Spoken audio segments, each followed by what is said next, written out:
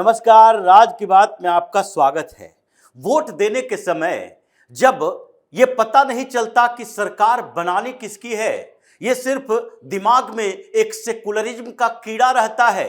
बार बार आरोप लगाए जाने के बाद भारतीय जनता पार्टी को सांप्रदायिक पार्टी समझने लगते हैं और जो ट्रेडिशनल वोटिंग पैटर्न है उससे इधर उधर नहीं जाएंगे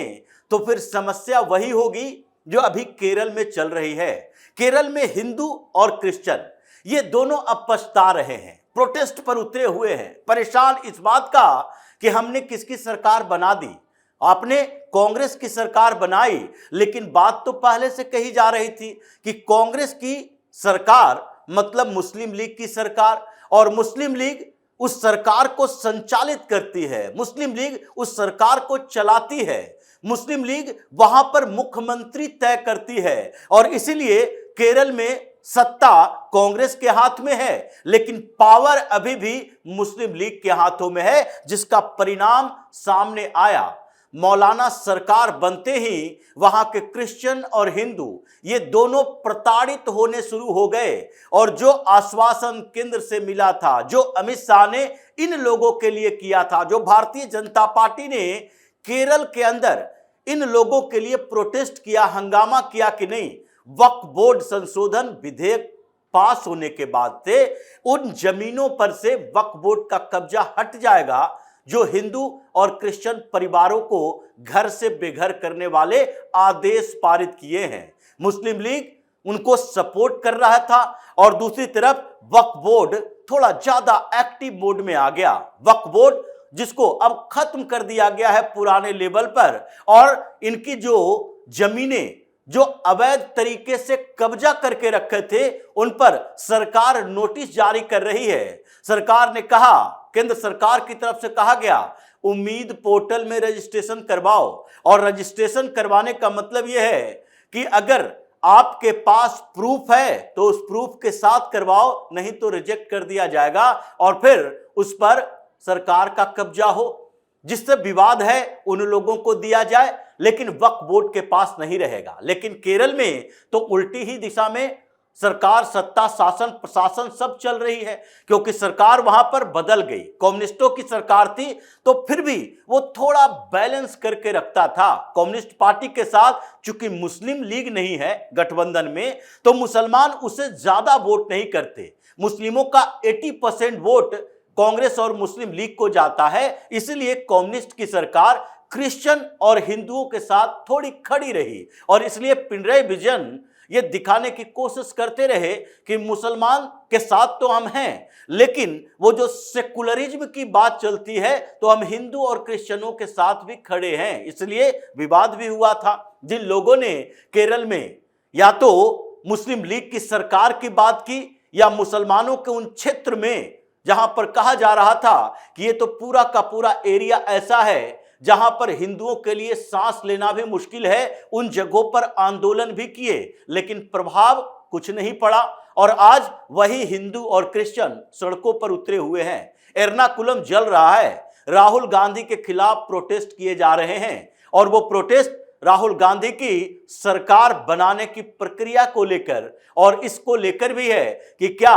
कांग्रेस केवल केरल में ही चुनाव लड़ती है। केरल की गूंज अभी तक पूरी तरह से हिंदुस्तान में सुनाई नहीं पड़ी, लेकिन हंगामा तो है, और वही हिंदू क्रिश्चियन समुदाय के लोग ये सारे के सारे दिल्ली दरबार में गुहार लगा रहे, अमित शाह से बचाने की गुहार लगा रहे कि देखिए 650 से ज्यादा परिवार जो क्रिश्चियनों का और हिंदुओं का है, उन 650 परिवारों को बेघर करने की कोशिश, ये पूरा 404 एकड़ की जमीन वक्फ बोर्ड कब्जा करने के लिए फिर से एक्टिव हो गई, क्योंकि वहां सरकार केरल में मुस्लिम लीग और कांग्रेस की बनी और पावर अभी मुस्लिम लीग के पास है। यह कुछ दिनों के अंदर हुआ, जैसे ही चुनाव परिणाम सामने आया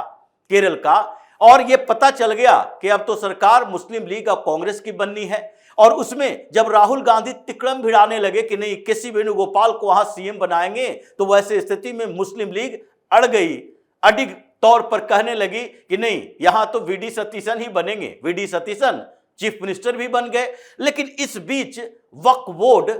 केरल का एक्टिव हो गया और उसने एक नया खेल कर दिया। वक्फ बोर्ड की तरफ से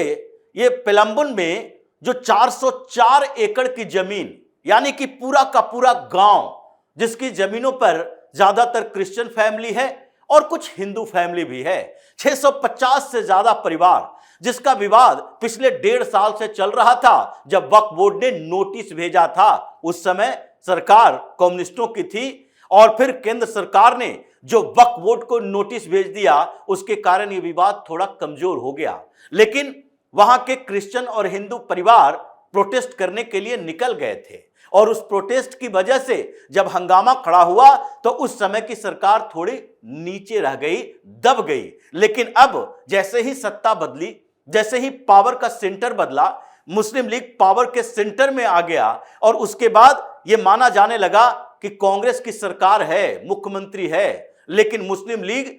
जो कहेगी वही कांग्रेस को सुनना पड़ेगा, वीडी सतीशन को सुनना पड़ेगा। इसलिए वहां के वक्फ बोर्ड भी एक्टिव मोड में आ गया और ये 404 एकड़ जमीन, जहां 650 से ज्यादा परिवार रहते हैं हिंदू और क्रिश्चियन के, इन सारे को उम्मीद पोर्टल पर अपलोड कर दिया। उम्मीद पोर्टल जो कि केंद्र सरकार ने बनाया और इन लोगों को कहा गया है कि वक्फ बोर्ड की जितनी प्रॉपर्टी है, 9,48,000 से ज्यादा प्रॉपर्टी जो पूरे हिंदुस्तान में बिखरी हुई है, अगर आपके पास इसके रजिस्ट्रेशन है, जिसमें ज्यादातर के रजिस्ट्रेशन नहीं है, 50% से ज्यादा, क्योंकि अभिषेक मनु सिंघवी ने वक्फ बोर्ड संशोधन कानून के खिलाफ जब सुप्रीम कोर्ट में सुनवाई चल रही थी तो यही मुद्दा उठाया था कि जिस रजिस्ट्रेशन की बात की जा रही है वो रजिस्ट्रेशन के कारण ही वक्फ बोर्ड का मामला उलझा हुआ है। सरकार 4.5 लाख से ज्यादा इसकी प्रॉपर्टी पर कब्जा करना चाहती है क्योंकि इसके दस्तावेज नहीं है, न तो ये ब्रिटिश काल में रजिस्टर्ड हो पाया, इनके पास केवल दस्तावेज किस बात का है कि बहलोल लोदी ने इस गांव को वक्फ बोर्ड को दान दे दिया। इसमें दस्तावेज किस बात का है कि अकबर ने, हुमायूं ने, बाबर ने, ये सारे जो मुस्लिम शासक था वो गांव के गांव वक्फ के नाम कर देता था और फिर उसके बाद इनके पास वही बाबरनामा, अकबरनामा ऐसे ग्रंथ हैं जिसके दस्तावेजों के आधार पर तो ये प्रेसिडेंट हाउस की जमीन भी कहता है कि वक्फ बोर्ड का ही है। तो ये दस्तावेज नहीं है तो फिर वो रजिस्ट्रेशन होगा कैसे? लेकिन इसके बावजूद सुप्रीम कोर्ट ने कहा रजिस्ट्रेशन तो चाहिए। अगर आपके पास जमीन है तो बिना रजिस्ट्रेशन के आपका अधिकार सिद्ध नहीं हो सकता है। ये बैकफुट पर आ गए, लेकिन फिर भी ये जो पैतरे हैं वो पैतरे तो बरकरार रहे। सरकार ने कहा कि अब आप लोग अपनी जमीन, यानी वक्फ बोर्ड की जमीन है, उसे उम्मीद पोर्टल पर अपलोड कीजिए। और उस अपलोड करने की प्रक्रिया में कई ऐसे प्रॉपर्टी थे जो विवादित रहे, लेकिन केरल में अभी तक शांति छाई हुई थी क्योंकि डर लग रहा था चुनाव अभी है, चुनाव से पहले कैसे विवाद पैदा करें। अभी सत्ता भी हमारे साथ नहीं है, भारतीय जनता पार्टी भी आक्रामक है और ऐसे समय में ये क्रिश्चियन और हिंदू बहुल गांव है जिस पर मुसलमानों का कब्जा होना है। अगर उस समय हम करेंगे, यानी वक्फ बोर्ड उम्मीद पोर्टल पर उसे अपलोड करता, विवाद पैदा होता, प्रोटेस्ट होता, तो चुनाव के पहले इन लोगों को सोचना पड़ जाता। और जो अभी पछतावा आ रहा है कि हमने किसकी सरकार बना दी, किसे वोट दे दिया, भारतीय जनता पार्टी की सरकार होती तो आज ये स्थिति नहीं आती। तो इस पछतावा से पहले वो अपने वोटिंग पैटर्न को चेंज कर लेते और क्रिश्चियन हिंदू अगर एक हो गया होता तो ये ऐतिहासिक जीत हो जाती और ये केरल के इतिहास में एक नया अध्याय शुरू हो जाता कि जहां पर 0 विधायक, मैक्सिमम 1 विधायक जीत कर आए, वहां पर अब इस बार 3 विधायक जीत कर आए और वहां पर अगर सरकार बन जाती क्रिश्चियन और हिंदू के यूनिटी से तो मुसलमानों के लिए तो समस्या हो जाती। इसलिए इन लोगों ने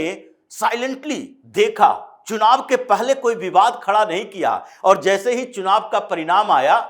तो फिर 16 मई के बाद ही इसने अपलोड करना शुरू कर दिया। वहां पर विवाद पैदा हुआ, एर्नाकुलम में प्रोटेस्ट होने लगे, सारे हिंदू और क्रिश्चियन परिवार सामने में आकर कह रहे हैं, अमित शाह से गुहार लगा रहे हैं कि अब तो केंद्र सरकार से ही सहारा है क्योंकि वीडी सतीशन पर भरोसा नहीं और मुस्लिम लीग तो इन लोगों के साथ ही खड़ी है। मुस्लिम लीग तो एक शब्द भी वक्फ बोर्ड के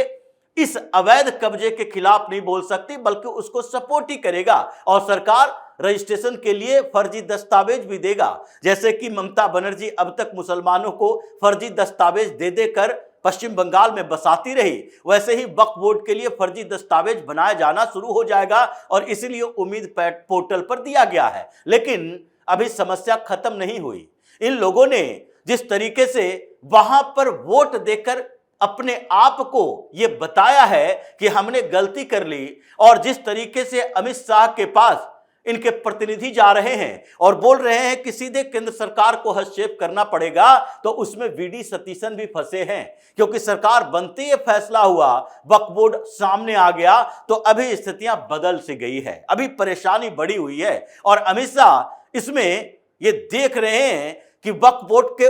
पर जो उम्मीद पोर्टल पर उस 404 एकड़ जमीन को अपलोड किया है, उसके दस्तावेज, उसके आधार क्या हैं, और अगर आधार नहीं है तो सीधे इसको रिजेक्ट किया जाना चाहिए। अब उम्मीद पोर्टल से उम्मीद केरल के हिंदू और क्रिश्चियन को है, लेकिन पछतावा तो हो रहा। बड़ी बड़ी बातें सेकुलरिज्म की करते हैं, चाहे तमिलनाडु में हो या केरल में हो या फिर कर्नाटक में ही क्यों न हो, लेकिन इन जगहों पर मुस्लिम तुष्टीकरण की राजनीति करने वाली पार्टियां, ये सनातन के विरोध करने वाली पार्टियां, उन लोगों के साथ भी हिंदू जुड़ा रहता है इस आधार पर कि धर्म आध्यात्म का विषय है और ये राजनीतिक धर्म से कोई लेना देना नहीं है। लेकिन राजनीतिक धर्म से क्या लेना देना है, ये केरल में सरकार बनते ही वहां के हिंदू और क्रिश्चियनों को पता चलने लगा। तो अब पछताने से कुछ होना तो नहीं है, लेकिन कुछ राहत इस पछतावा का दिख रहा है। और भारतीय जनता पार्टी असेंबली के अंदर, क्योंकि वहां पर असेंबली में